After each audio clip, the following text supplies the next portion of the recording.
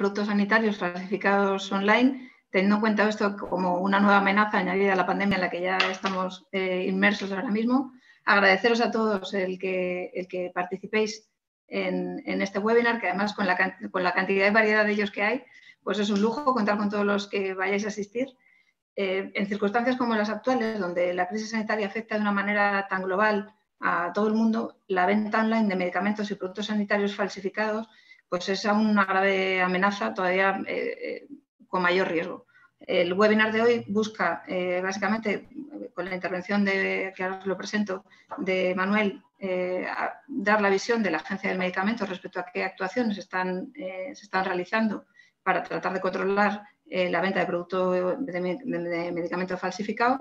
Y, por otro lado, Carlos Jiménez nos va a hablar desde la perspectiva de Smart Protection, nos va a presentar el estudio que han realizado sobre infracciones online de medicamentos y productos sanitarios, en el que, entre otras cosas, han analizado que el 58% de la oferta ilegal de los productos llega a los consumidores por redes sociales y otro 38% por plataformas de comercio electrónico. Teniendo en cuenta, además, que bueno, en un tema tan delicado como el de la salud, tanto los test de detección como los medicamentos del COVID y el resto del material sanitario son críticos para la población ahora mismo, pues es aún más relevante tener esto controlado. Deciros, por un lado, que bueno, yo soy Nuria Marcos, soy la directora general de Pons IP y nosotros tenemos como partner especial a Smart Protection desde hace ya unos cuantos años. Colaboramos juntos en infinidad de ocasiones y en este caso, además, veíamos que la sinergia era más clara que nunca y por eso estamos aquí. Ahora os presento a Javier, que es la persona que va a participar. Por otro lado, deciros que voy a moderar el chat, entonces todas las preguntas que queráis hacer, por favor, os animaría a que las pusieseis en el chat y a la finalización de las distintas ponencias, pues se las voy trasladando a cada uno de los ponentes.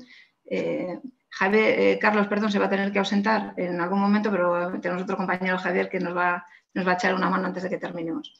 Y sin más, dar las gracias a la Agencia Española de Medicamentos y Productos Sanitarios, en concreto a Manuel Ibarra Lorente, jefe de Departamento de Inspección y Control de Medicamentos de la misma, que nos va a hablar sobre las actuaciones que la agencia está poniendo en marcha contra la venta ilegal de medicamentos. Manuel, por favor, muchas gracias. Muchas gracias a vosotros. Bueno, el contacto, asumo que me oís bien, si asentís, ¿alguno de los que tenéis cámara? Vale, de acuerdo. Bueno, pues muchas gracias a vosotros por darnos la oportunidad de contaros un poco pues, lo que hacemos. En este terreno bueno, es un campo que desde hace años atrae bastante atención mediática y bueno, la verdad es que a día de hoy Internet es una de las vías de exposición a productos de riesgo que es más habitual en Europa. Pensemos que en Europa tenemos un sistema sanitario bastante maduro, un sistema regulatorio muy maduro, es decir, que todos estamos seguros de lo que compramos cuando vamos a una farmacia, pero en otros países del mundo no es así, ¿no? Pero en Europa sí tenemos esa seguridad. Quiere decir que el paciente, cuando sale de ese canal legal, ¿no? Es cuando está verdaderamente expuesto a riesgos de muy distinto tipo, ¿no? Entonces, voy a compartir con vosotros unas diapositivas. Voy a ver exactamente cómo va. Intuyo que estáis viendo ahora mismo solamente la presentación. Voy a poner la pantalla completa. Entonces, supongo que lo veréis bien. He perdido chat y todo el resto de campos de Zoom al compartir la pantalla, pero bueno, yo creo que es más fácil tenerlo por escrito. Primero, bueno, quiero presentarme. Soy jefe de Departamento de Inspección y Control de la Agencia del Medicamento. La Agencia del Medicamento somos parte del Ministerio de Sanidad y tenemos competencias para asegurar a la sociedad, desde el punto de vista del servicio público, la calidad, seguridad, eficacia y correcta información, no solo de medicamentos, sino también de productos sanitarios, no solo para humanos, sino también medicamentos para uso animal. Y tener en cuenta que productos sanitarios pues, engloba también productos de higiene, biocidas. Dentro de productos sanitarios pues, es un campo pues, muy amplio, incluye una variedad de productos muy grande. con esto os quiero decir que no solo trabajamos en medicamentos y ni mucho menos Internet es una parte importante de nuestra actividad. Es una más de otras muchas actividades que hacemos, la mayoría de ellas en el ámbito de la regulación de medicamentos física, digamos, ¿no? Pues inspecciones a laboratorios, autorización de medicamentos, evaluación de la relación beneficio-riesgo de los medicamentos. Somos un organismo de unas, pues somos ahora mismo alrededor de 600, 700 trabajadores, o sea que somos una agencia regulatoria pues bastante grande. La venta de medicamentos a través de Internet y el control de mercado es una de nuestras actividades y, como os digo, para los pacientes que ahora mismo están en Europa, pues es una de las vías de exposición a riesgo pues más importantes. ¿Qué sucede? Que en este campo, bueno, eso vosotros lo sabéis bien, mejor que nosotros, porque de hecho cuando hemos iniciado contactos con vosotros hemos visto que hay mucho expertise en el que puede generarse sinergias y hemos visto que nuestras actuaciones pues, son mejorables y con vuestra colaboración hemos conseguido ya algunos éxitos. Entonces yo creo que es un campo en el que aquí podemos colaborar. En la venta de medicamentos a través de Internet hay que primero tener claro que no toda la venta de medicamentos a través de Internet es ilegal. Hay una venta legal que seguramente, a lo mejor muchos de vosotros incluso habéis utilizado ya. Pero sí hay características que señalan claramente a las páginas que venden ilegalmente productos. La venta legal pues, son oficinas de farmacia, son oficinas de farmacia físicas las que están detrás de las páginas web. Solo pueden vender medicamentos autorizados y medicamentos que no necesiten receta. Luego veremos cómo se pueden identificar estas páginas web. Mientras que las páginas web ilegales se caracterizan por ocultar información, igual que otras muchas páginas que hacen actividades ilegales en Internet, venden medicamentos que requieren prescripción, venden medicamentos que a veces no están autorizados en España, medicamentos que han sido retirados por motivos de seguridad o medicamentos incluso que pueden ser falsificados y luego veremos que no es tan fácil identificar este tipo de productos. Pero en general, páginas web ocultan información y son páginas que lo que hacen es dificultar un poco la labor regulatoria.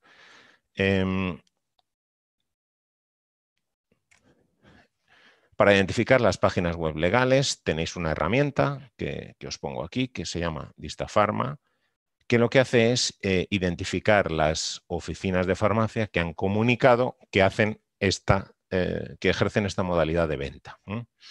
Todas estas páginas se deben identificar con un logo, que es un logo que vincula a esta página mediante una conexión segura. Es decir, si en una página vemos este logo y hacemos clic en el logo, se nos tiene que abrir la página de Distafarma con una entrada justo a la oficina de farmacia que estaría haciendo la venta. Y con esto podemos asegurarnos que es una página supervisada por las autoridades sanitarias, que es una página que se corresponde con una oficina de farmacia física y que pues, bueno, los medicamentos están autorizados, tenemos consejo farmacéutico y la modalidad de venta pues, está regulada y se ajusta a lo que os he dicho antes a la normativa. ¿Por qué? Porque cuando salimos de estos canales, cuando compramos en páginas donde no está este logo, pues nos vemos expuestos a múltiples riesgos. Como, bueno, os voy a dar una pincelada, pero en general yo creo que la actitud más sabia es desconfiar de sitios web que no muestren este logo, aunque aparentemente el producto o la página tenga un aspecto pues, muy profesional o el producto tenga una pinta muy buena, ¿no? La gente cuando acude a estas páginas, bueno, hay varios argumentos en los que podemos pensar. Pues uno es el precio, otro es la rapidez o la accesibilidad, o quizá la vergüenza de acceder a determinados tratamientos, el pensar que puede haber medicamentos en Internet que no estén disponibles en nuestro mercado. Pero muchas de estas causas no están realmente sustentadas en datos o en verdades detrás de estas excusas en el fondo, ¿no? Hay estudios que indican que los precios de medicamentos vendidos a través de Internet no son más baratos que los de la farmacia física, al menos no en España. Puede pasar en otros estados, pero no en España. En España, además, tenemos una red de oficinas de farmacia con una cobertura territorial muy amplia, con lo cual es difícil que la disponibilidad o la rapidez sea una ventaja. Tenemos que pensar que cuando los medicamentos no están disponibles en una farmacia física, muchas veces es por algo, ¿no? Es porque pues, o no tienen la seguridad necesaria o no tienen la calidad necesaria, con lo cual si hacemos un bypass, si evitamos o soslayamos esos controles, en realidad nos estamos exponiendo a un riesgo, y que la receta médica, aunque a veces lo veamos como un impedimento o un incordio, en el fondo es un sistema para dar seguridad al consumidor, para que el consumidor pueda estar seguro de que cuando toma un medicamento es porque un facultativo considera que es necesario y que en esas condiciones, en ese cuadro, hay una relación beneficio-riesgo favorable. Cuando no usamos este tipo de medicamentos, pues nos vemos expuestos a riesgos como los que, bueno, todos podéis conocer o habréis oído, porque lamentablemente es un tema que da lugar a noticias con una frecuencia bastante alta. Pensamos en medicamentos habituales, pero muchas veces lo que encontramos con mayor frecuencia en este tipo de páginas web son lo que denominamos lifestyle drugs, que son medicamentos normalmente para el tratamiento o de síntomas menores o con una finalidad más estética o social, ¿no? Pues desde anabolizantes hormonales, potenciadores sexuales. Esto es un artículo de hace 3-4 días. Pensemos que cuando uno necesita un medicamento y tiene una prescripción de su médico, normalmente no necesita acudir a estas vías. A estas vías acude la gente a conseguir medicamentos que su médico no les prescribiría o que realmente no estarían indicados en su caso, ¿no? Entonces, se trata de evitar los controles y los mecanismos que están ahí precisamente para protegernos, ¿no? En primer lugar, tenemos que ver si el producto que están ofertando es medicamento. A este respecto os he puesto ahí un acceso a la página web de la agencia donde se identifican los medicamentos que están autorizados en España. A veces vemos también que se ofertan productos que, aunque se ofrecen con propiedades curativas o preventivas, no son verdaderamente medicamentos, no son medicamentos autorizados.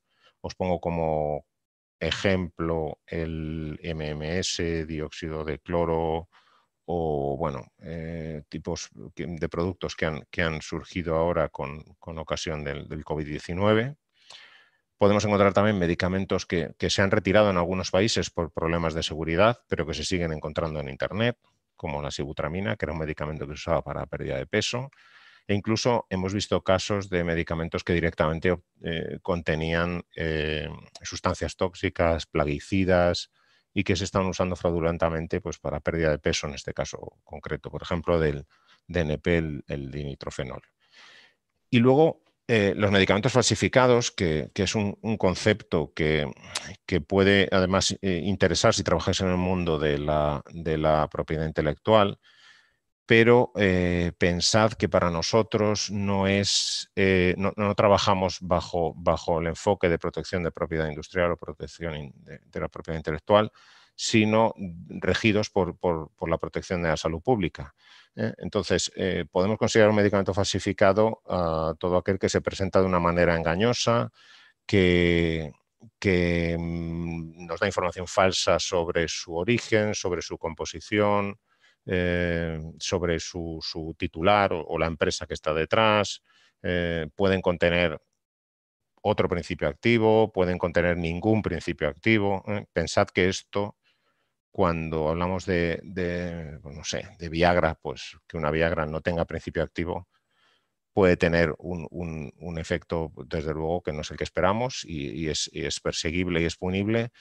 Pero cuando una vacuna no tiene principio activo y pensamos que estamos protegiendo a la población, pues el caso es verdaderamente peligroso desde un punto de vista de salud pública. fundamental es la concienciación de los consumidores. Es imposible llegar y cerrar todas las páginas donde se ofertan este tipo de productos, con lo cual es necesario actuar en el lado de la demanda. La oferta no podemos cerrarla totalmente, es necesario actuar en el lado de la demanda. Por eso es fundamental concienciar a la gente y que conozca los riesgos de comprar en páginas web no autorizadas. Bueno, aquí os muestro, esto es una cartelería que se hizo para una campaña, pero que son campañas que se hacen periódicamente, no solo desde la Agencia del Medicamento, se han hecho campañas similares desde otros organismos europeos, incluso a veces industria ha hecho campañas advirtiendo a la población de compras en webs ilegales o de medicamentos falsificados. En este punto me gustaría parar porque yo creo que las actuaciones que venimos desarrollando, que se listan, tenéis datos cuantitativos en la memoria que publicamos anualmente, son actuaciones que van enfocadas fundamentalmente a páginas web en las que se nos denuncian estas páginas y que actuamos, digamos, fundamentalmente ante denuncia. Es decir, no tenemos capacidad de hacer búsquedas masivas ni cierres masivos de páginas o más. Se actúa más bien caso por caso. Entonces, lo quiero decir porque, bueno, si vais ahora a Internet y buscáis comprar Viagra, pues os van a salir muchas páginas, por supuesto, habremos cerrado algunas, pero otras seguirán estando ahí, ¿no? Estamos trabajando, pero no llegamos necesariamente a todo. Y nada más, dejo de compartir pantalla ya y le cedo la palabra a Nuria. Pues muchas gracias, Manuel, por tu intervención, que ha sido muy clara. Y bueno, un poco la Agencia del Medicamento, yo creo que claro, tiene la visión de que la conciencia tiene que partir primero de los propios ciudadanos, que seamos capaces de, ahora que estamos todos, ¿no?, en esa tarea de concienciarnos, de ser solidarios y colaborar con el resto, pues esto también es importante, porque no siempre toda la oferta se puede controlar, efectivamente. Así que con esa conclusión nos quedamos de tu charla. A continuación, Carlos Jiménez, director de producto de Smart Protection, nos va a presentar los resultados del estudio internacional sobre infracciones online de medicamentos y productos sanitarios asociados al COVID que han realizado. Y, como os decía, luego en las preguntas que tengamos, pues al final de la presentación de los tres ponentes, pues las expondremos. Hay por ahí una ya que me han dicho que sí van a estar disponibles las presentaciones. No os preocupéis, que preguntaremos al resto de ponentes y si ellos no tienen inconveniente, pues os las haremos llegar. ¿De acuerdo? Pues sin más, gracias, Carlos. Genial. Gracias, Nuria. A ver, déjame compartir la pantalla.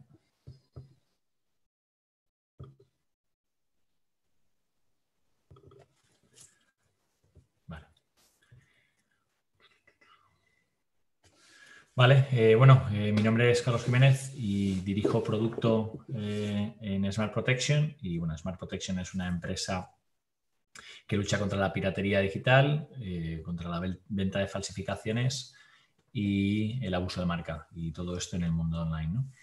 Y quería compartir con vosotros un estudio que hemos realizado sobre la distribución de medicamentos y productos sanitarios falsificados online a raíz de toda toda la alerta que se ha generado a través del COVID, ¿no? Este estudio nace a raíz de, bueno, nosotros nos relacionamos mucho con organismos europeos. Uno de ellos es la Europol, con el que hemos trabajado en numerosas ocasiones, y a raíz de todo esto pues estuvimos comentando cómo podíamos apoyar y aportar nuestro granito de arena a la lucha contra este problema, ¿no?, de distribución de medicamentos de manera ilícita en Internet. Y entonces, bueno, pues nosotros obviamente nos ofrecimos y tratamos de ponerle un enfoque al estudio, y empezamos a colaborar con la Europol. A raíz de ahí también salió la colaboración con la Agencia del Medicamento, y también hemos estado colaborando con la Guardia Civil.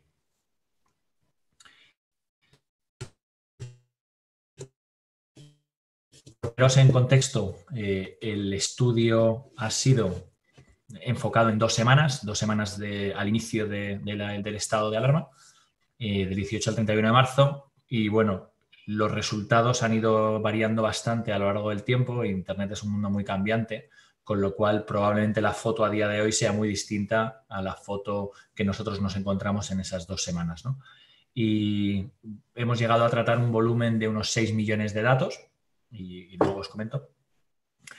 El enfoque ha sido sobre todo en 3 tipos de productos. Mascarillas, nos centramos en 3 tipos de mascarillas principalmente, eran recomendadas por la OMS, la KN95, la FFP2 y la N95.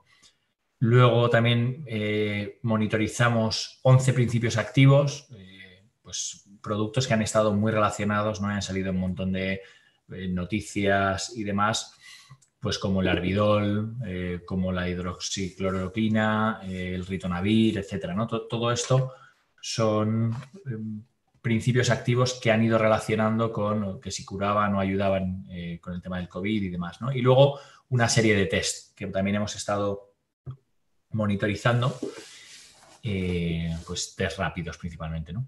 Y en los canales en los que nos hemos centrado han sido los buscadores o principalmente Google, redes sociales en las que nos hemos enfocado en 3, Twitter, Instagram y YouTube, y luego una serie de marketplaces, ¿no? Como principales exponentes, pues Alibaba, AliExpress, Amazon e eBay, pero bueno, hemos realizado el estudio en algunos más. Y por comentaros cómo ha sido posible, pues simplemente es comentaros que nosotros realizamos el estudio porque tenemos una serie de capacidades que nos permiten realizar unas búsquedas online, ¿no? Al final los piratas o las personas que tratan de distribuir todo esto necesitan que su contenido sea accesible, con lo cual que sea accesible por las personas que lo vayan a consumir o comprar. Para eso lo hacen descubrible o accesible con búsquedas en estas plataformas. Entonces nosotros replicamos ese comportamiento humano y nuestros algoritmos generan una serie de palabras clave y de términos de búsqueda que introducen en todas estas plataformas, tanto en los marketplaces como en las redes sociales, como en los buscadores, y obtenemos una serie de resultados. Todos esos resultados los traemos a nuestra plataforma y nuestros algoritmos también identifican si son o no relacionados con el producto que estamos buscando. Daros cuenta que si vais a Amazon y buscáis zapatillas Nike, a lo mejor os devuelve unas zapatillas Adidas también, ¿no? Pues tratamos de separar lo que es versus lo que no es, y luego también tratamos de identificar si están distribuidos de manera lícita o no y si son productos falsos o no. Eso lo hacemos también con nuestras máquinas y algoritmos, pero también tenemos un equipo de analistas que lo analizan y es lo que nos ha permitido entrar en profundidad en este análisis. Algunos de los datos que hemos encontrado, que han sido algunos muy reveladores y otros eran muy evidentes, de los 6 millones de datos que os comentaba antes que hemos llegado a procesar, la mayoría, el 85%, estaba en redes sociales. Y la mayor fuente de datos en este sentido era Twitter, ¿no? Un 60% de esos contenidos. Y luego el resto estaba repartido entre marketplaces y Google, pero bueno, el mayor exponente era eBay dentro de los marketplaces. Y esto es de todos los resultados que hemos obtenido.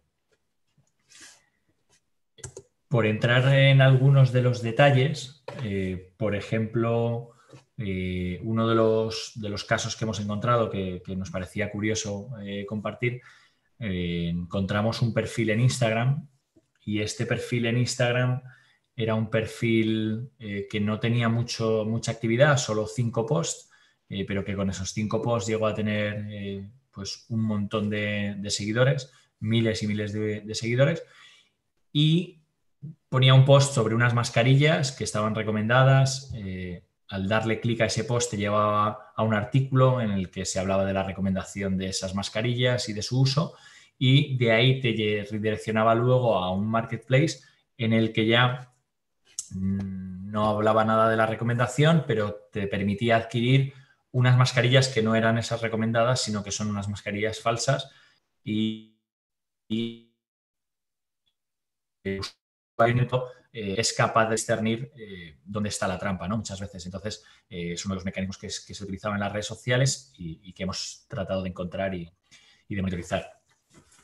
Otra de las cosas que nos llamó la atención, pues por ejemplo en los marketplaces encontramos multitud de resultados para mascarillas, para principios activos y demás, pero aquí lo que os mostramos es, pues por ejemplo, el Arbidol siendo ofrecido a la venta por kilo por una empresa en China, ¿no?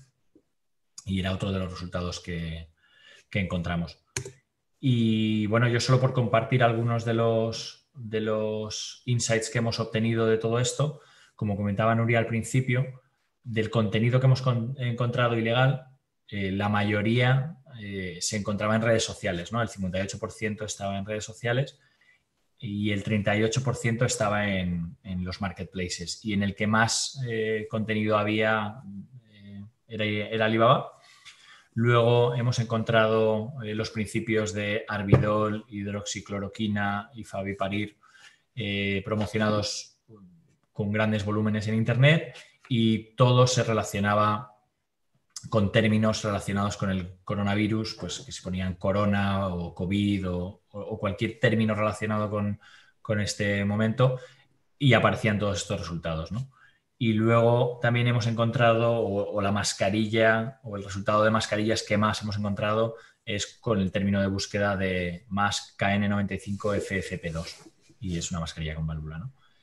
Luego también hemos encontrado un patrón que se utilizaba bastante y para no poner los nombres, porque los resultados iban y venían, ¿no? Y veíamos cómo desaparecían. Hemos estado en contacto con Amazon, hemos estado en contacto con otros marketplaces y con otras redes sociales y los contenidos pues se iban removiendo, pero para tratar de saltar esos bloqueos o esos controles por parte de los marketplaces y de las redes sociales, hemos encontrado que los posicionaban con el cache, ¿no? con un código que identifica el principio activo pero que no utilizaba ninguna keyword. Y entonces hemos encontrado bastantes principios activos como el ritonavir, por ejemplo, u otros con solo el cache. Y luego, donde más hemos visto que desaparecían las publicaciones era en Instagram y principalmente era con medicamentos, ¿no? Temas de Arbidol o Favipiravir. Y en Instagram lo que veíamos era que surgían cuentas nuevas de reciente creación, ponían 3, 4, 5 posts que promocionaban a artículos y a páginas en las que podías adquirir estos medicamentos y que luego desaparecían, ¿no? Y hemos encontrado pues casi 500.000 de contenidos en esta red social. Y esos son algunos de los learnings que queríamos compartir con vosotros y bueno, nada más. Lo único que si tenéis preguntas que luego nos las hagáis y trataremos de contestaros a todo. Pues muchísimas gracias, Carlos. La explicación, como siempre, muy clarificadora, por otro lado, y un poco preocupante por la parte que nos toca. Así que hasta ahora hemos visto la posición, por tanto, de la agencia, de qué medidas está tomando. Estamos viendo cómo poder utilizar una herramienta tecnológica como la que tiene Smart Protection, que ya os digo yo, no solo porque sean partners nuestros, sino porque la herramienta es buena de verdad, que te permite identificar ese tipo de falsificaciones. Y por último va a intervenir Carmen González, que es la directora de marcas de Pons IP, y nos va a hablar de protección y seguridad jurídica frente a falsificaciones online de medicamentos y productos sanitarios, o sea, de cómo poder defendernos jurídicamente, que es lo nuestro, frente a estas falsificaciones. Si puedes, Carmen, muchas gracias. Nada, buenos días a todos. Voy a compartir también mi presentación.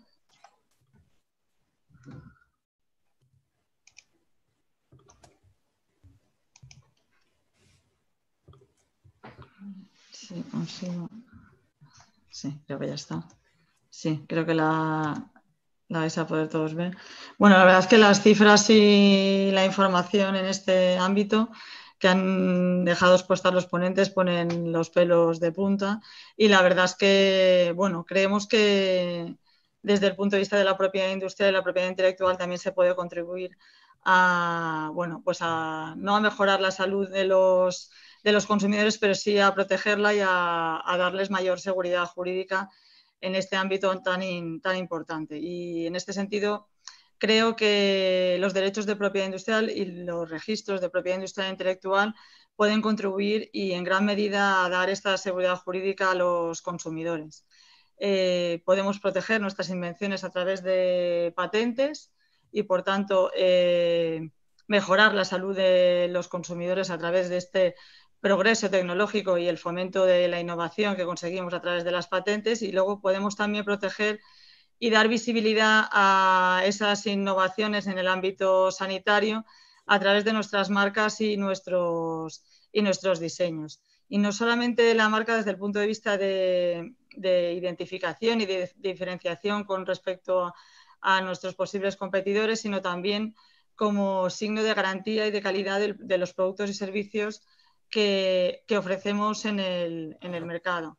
Ahora mismo, bueno, pues en los hogares de todo el mundo hay productos como geles hidroalcohólicos que hasta ahora pues no sabíamos ni prácticamente cuál era su composición ni cuál era su finalidad. Y bueno, y detrás de ellos, igual que detrás de las mascarillas, hay mucha innovación tecnológica. Y lo que el consumidor quiere también es saber que, bueno, pues que con las mascarillas realmente estamos protegidos, que llevamos el filtro adecuado frente al virus y que con el gel hidroalcohólico pues estamos realmente también pues higienizando y no trasladando el virus a nuestros hogares. Otra iniciativa importante que creo que a través de las marcas puede ayudar a dar a seguridad jurídica en este ámbito y en estos momentos tan complicados es el tema de la información sobre la pandemia y todas las aplicaciones informáticas que se han creado también para dar información a los consumidores sobre en qué momento estamos, qué podemos hacer y sobre todo qué es lo que no debemos hacer. Y detrás de esto, además de bueno, pues todo un desarrollo de software y tal, también hay un titular y creo que precisamente el identificar ese titular y saber quién está detrás de una aplicación informática es la que mayor seguridad jurídica también nos puede dar a la hora de saber si realmente la información que contienen es veraz. Yo quisiera hacer algunas recomendaciones sobre cómo debemos proteger nuestras marcas en este momento en el que estamos viviendo y cómo precisamente ayudar a dar más seguridad jurídica en este ámbito. Ahora mismo, y se ha puesto de manifiesto ya, el mundo online tiene una prevalencia importantísima sobre las ventas en el ámbito más físico y presencial, porque no puede ser de otra manera en los momentos de confinamiento que estamos viviendo y por tanto tenemos que adecuar también la protección de nuestras marcas a este nuevo escenario. Es importante, pues, por tanto, que identifiquemos si realmente tenemos bien protegidas nuestras marcas en todos los territorios en los que estamos ofreciendo ahora nuestros productos y servicios. También es importante que revisemos también los productos y servicios que estas marcas están protegiendo, porque hemos visto iniciativas de sectores muy diferentes, de empresas muy distintas que ahora están ofreciendo y adecuando sus productos a este nuevo escenario y, por tanto, es importante que sepamos y que revisemos si efectivamente tenemos una cobertura aplicativa adecuada. Y, como no puede ser de otra manera, nuestro escaparate online ya no es el mismo que en el ámbito presencial. Y aquí sí que me gustaría hacer hincapié en la posibilidad que tenemos de utilizar nuevas tipologías de marcas que nos dan muchísima mayor visibilidad en el ámbito online, como pueden ser las marcas de movimiento o las marcas multimedia, entre otras, que nos permiten incorporar tanto sonidos como imágenes a nuestra imagen de marca más tradicional. Y todo ello creo que teniendo en cuenta que lo que tenemos que reforzar es nuestra reputación y nuestro nombre como marca en estos momentos. ¿Verdad que el consumidor sí creo que le da mucha seguridad jurídica y tener en cuenta que detrás hay una empresa que lleva muchos años trabajando en el mercado y que bueno, tiene una reputación de marca ya ganada, sobre todo en este sector, en el sector sanitario y farmacéutico, y que trabajar en esa reputación tiene su recompensa, tanto a nivel, digamos, más empresarial como jurídico, porque tanto las instituciones administrativas como las judiciales dan un plus de protección a las marcas renombradas frente a las marcas con una distintividad más, digamos, un poco inferior. Con lo cual, yo animo a seguir trabajando en la construcción de familias de marcas y a seguir reforzando el renombre de nuestras marcas para ayudar y dar nuestro granito de arena también, un poco de seguridad jurídica y de transparencia en este mercado ya cada vez más online. Sobre qué hacer un poco cuando ya tenemos nuestra marca registrada, que es el punto de partida, es decir, con el registro de marcas lo que conseguimos es luego poder actuar con herramientas como las de Smart Protection, que nos permiten desindexar páginas web, atacar usos no autorizados de marcas, todo ello con un registro previo que es el que nos habilita a poder realizar este tipo de actuaciones. Pero también es verdad que sí que necesitamos, además de estas herramientas, este tipo de herramientas digitales, también tener una buena protección jurídica de nuestra cartera de marcas, pasando por bueno, pues una buena estrategia de marcas y un diseño de estrategias que tenga en cuenta la prevalencia de este mundo digital del que estamos hablando. Y una política activa también de defensa de nuestras marcas, tanto en el ámbito judicial como en el ámbito administrativo. O sea, no podemos, aunque en estos momentos es difícil y complicado, no podemos dejar que se registren marcas idénticas o similares a las nuestras, porque esto lo que hace es legitimar la actuación precisamente de los falsificadores. Y en realidad legitiman de alguna manera o hacen más visible o más legítima su actuación. Y si tenemos que actuar en la vía judicial, pues creo que es un complemento importante también a la utilización de herramientas como las que hemos visto, porque, bueno, como antes comentaba también desde Smart Protection, pues los falsificadores actúan en un momento, desaparecen, vuelven a iniciar sus actividades y a veces es importante que este reinicio de actividades no se produzca. Es importante también que no dejemos de lado el tema de los nombres de dominio, que ahora mismo están proliferando pues, con nombres bastante genéricos de páginas web que invitan al consumidor a adquirir productos que tienen ciertas finalidades que luego efectivamente no cumplen. Por tanto, además de las marcas, creo que es importante también actuar frente al uso también de nuestras marcas como nombres de dominio. Y por último, quería también hacer hincapié en la posibilidad que tenemos también de adoptar medidas en frontera para evitar que con los nuevos canales de distribución fuera de las farmacias y de los canales más oficiales, como ha dicho desde al inicio la Agencia de Protección del Medicamento, creo que es importante también que adoptemos medidas en frontera, también los titulares de marcas y las empresas del sector, porque ello va a impedir o va a hacer más complicada esa distribución final al consumidor de un producto falsificado. Y aquí sí, simplemente apuntar a que, bueno, existe la posibilidad de adoptar medidas con carácter, digamos, individual en cada una de las fronteras en la Unión Europea, pero sí me gustaría hacer mención al Enforcement Database, que es una iniciativa de la Oficina Europea de la EUIPO, que es con sede en Alicante, que permite tomar medidas de forma muchísimo más globalizada en el ámbito de la Unión Europea y que nos dan muchísima más información y la posibilidad que con esta información el titular de la marca pueda actuar en aquellos casos en los que bueno, pues se ha falsificado un producto o hay un uso no autorizado de su marca.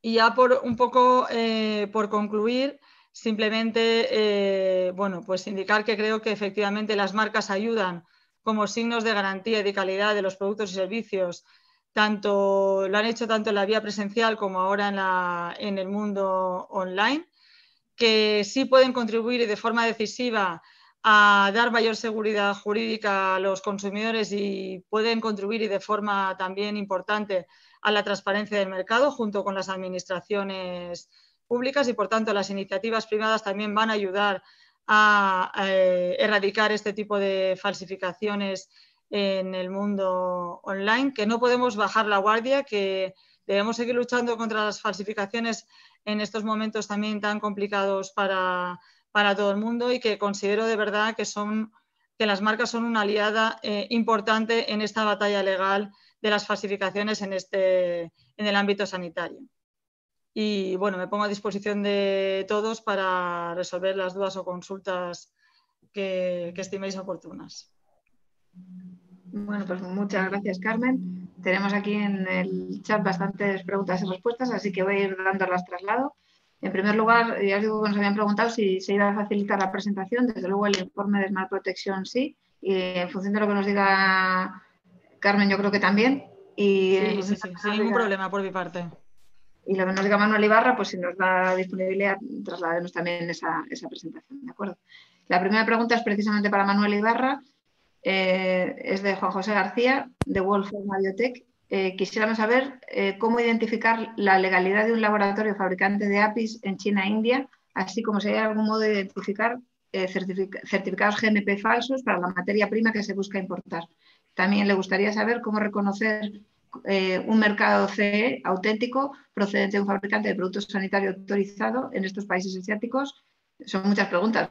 Hay otra más, Manuel. Respondes a estas dos y luego te leo la tercera. Bueno, sobre la legalidad de fabricantes, bueno, intuyo que puede ser una persona que venga del mundo de los fabricantes de medicamentos.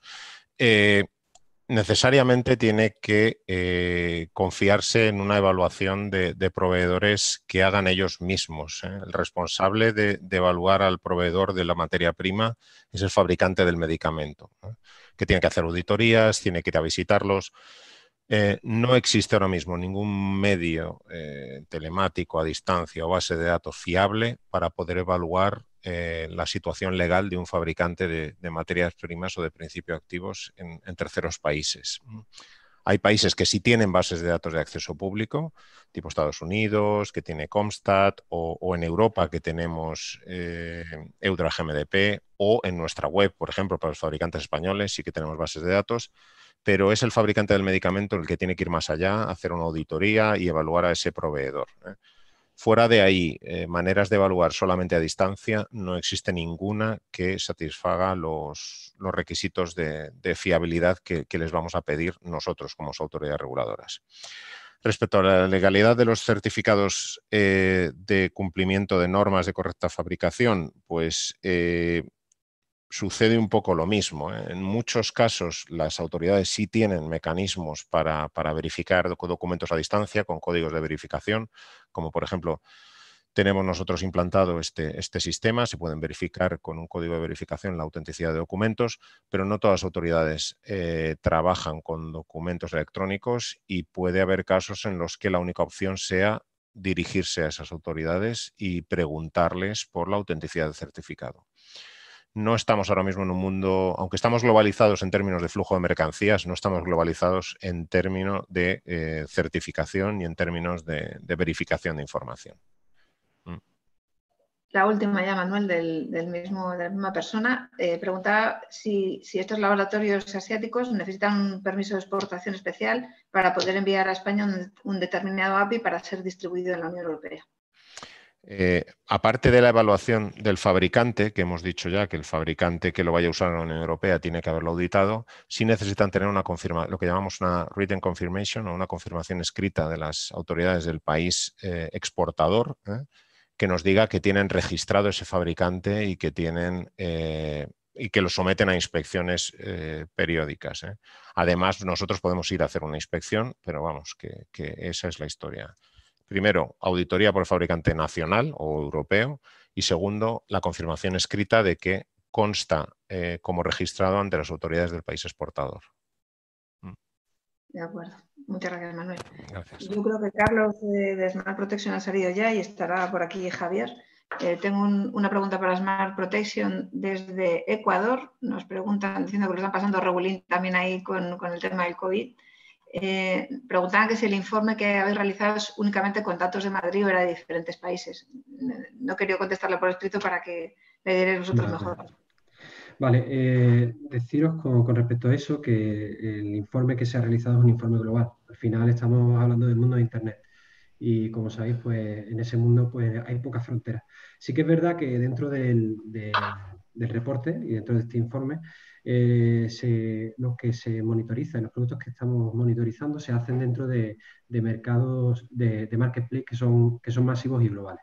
Es decir, pues por ejemplo, ahí hemos introducido variables como Amazon, eBay, Alibaba y demás, que tienen venta y distribución pues, en todos los países del mundo, casi todos, ¿no? Pero, por ejemplo, si hablamos de Ecuador, Mercado Libre, Marketplace, que son más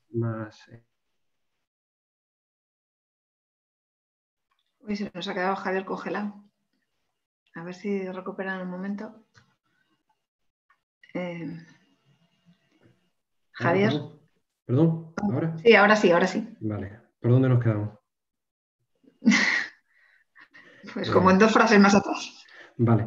Ese estudio decía que no contemplaba pues, marketplaces que son más locales, de ámbito local, como en Ecuador puede ser un Mercado Libre Ecuador o un OLX.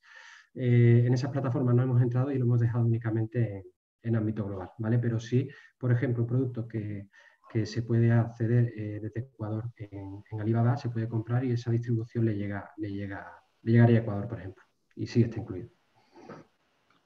Tenemos otra pregunta también para ti, Javier, del propio Manuel Ibarra, que nos preguntaba cómo valoráis los resultados que salen de Alibaba o similares, que en el fondo son plataformas B2B, en principio.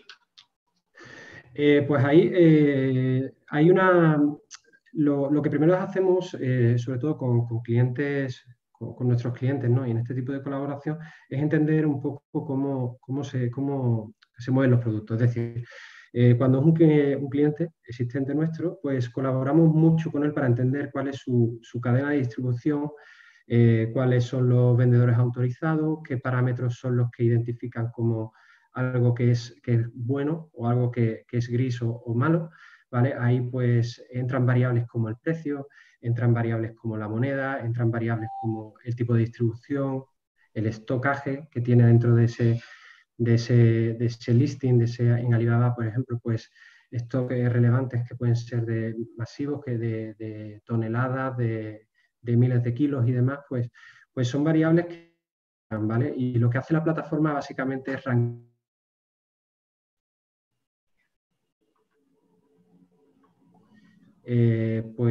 más...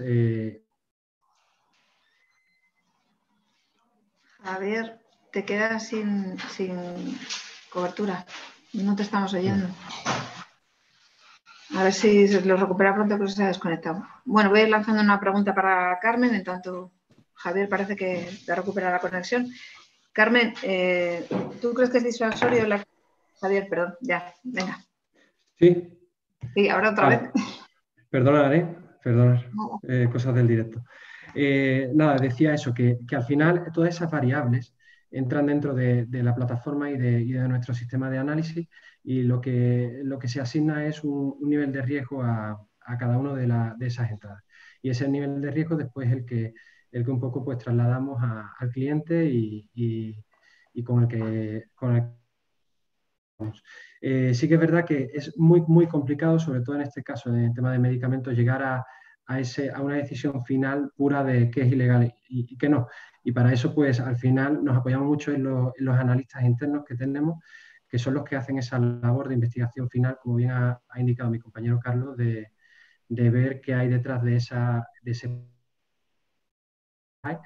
Y nos apoyamos en cosas como has dicho tú, Manuel, de entrar en esas páginas web, entrar en esos vendedores, si tienen los certificados, si son vendedores legales, si tienen los sellos y toda esta información. Pues muchas gracias, Javier. Una pregunta para Carmen es si comentaban si es o no disuasorio la actitud de esas empresas que se toman en serio la defensa de en este caso de sus marcas respecto a aquellos piratas que una vez que ven que esa empresa pues, toma determinadas iniciativas y que reacciona frente a la copia o a la falsificación, si eso disuade o no, o sirve para algo o no en el corto plazo. La verdad es que sí lo es. Sí, realmente lo es. Lo estamos viendo un poco por la reacción que tiene al final el pirata o el falsificador en estos casos, que al final porque acabas lanzando un mensaje al mercado y es que no vas a tolerar falsificaciones ni vas a tolerar usos no autorizados de marca. Entonces, al final, el pirata o el falsificador lo que intenta es sacar una rentabilidad rápida y la mayor posible. Entonces, si el titular de la marca defiende la marca y utiliza pues eso, todas las herramientas digitales que están a su alcance, incluidas los recursos judiciales, el mensaje que están lanzando es: no voy a tolerar usos no autorizados de mi marca. Con lo cual, sí, realmente es disuasorio. Y creo que cada vez más, porque tenemos ahora herramientas que hacen que la actuación vía digital sea muy rápida, y si a eso lo unimos las herramientas que ya teníamos antes jurídicas y sobre todo judiciales, pues realmente sí que nos estamos encontrando que el pirata se dirige hacia o centra su atención en otras empresas en las que esta protección o este seguimiento es mucho menor. Gracias, Carmen. Una pregunta para Manuel. Queda claro cómo identificar medicamentos ilegales, pero ¿cómo identificamos las mascarillas o productos sanitarios ilegales que vengan de la Unión Europea o del resto del mundo? Bueno, este es un tema complicado. Es un tema complicado porque normalmente las mascarillas, bueno, primero tengo que decir que yo me dedico más a medicamentos y estos serían productos sanitarios, o sea que no está dentro de mi campo del total conocimiento, pero estos productos deben venir con un marcado CE que detrás lleva una documentación. Entonces, sin tener acceso a esa documentación, pues a veces es complicado distinguir si el marcado CE está bien concedido o no. Luego aquí es importante también tener en cuenta que estamos hablando de distintas categorías de productos. No todos los productos, mascarillas, pongamos por caso, tienen la misma consideración legal y son productos sanitarios. Algunos son equipos de protección individual, son EPIs y tienen otra regulación y otro organismo que supervisa este tipo de equipamientos. Entonces, no es fácil, y tampoco sucede con los medicamentos, no es fácil para el lego, digamos, reconocer cuando estos productos no son lo que realmente son, o lo que dicen ser. Yo me remitiría a, de nuevo, canales autorizados, ¿no?